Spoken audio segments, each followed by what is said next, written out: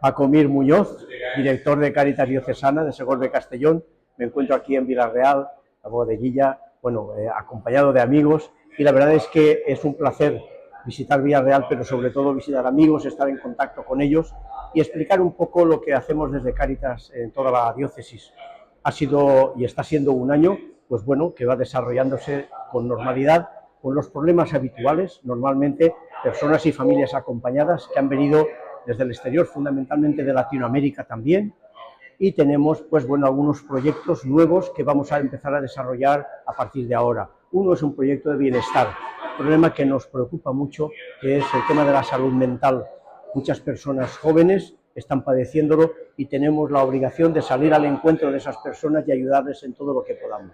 También es verdad que no ha decaído, sino todo lo contrario, el problema de la vivienda.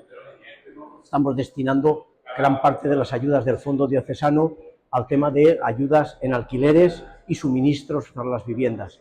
Familias que nos dicen muchas veces, con esa frase que escuchamos tantas veces, o tengo que pagar el alquiler, y esto nos duele en el alma.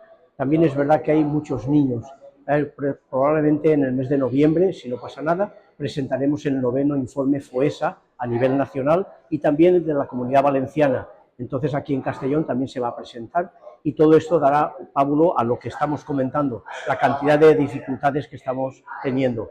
Pero con mucha ilusión, con mucha esperanza, estamos en el jubileo de la esperanza. En Cáritas sabéis que nos movemos siempre por esperanza.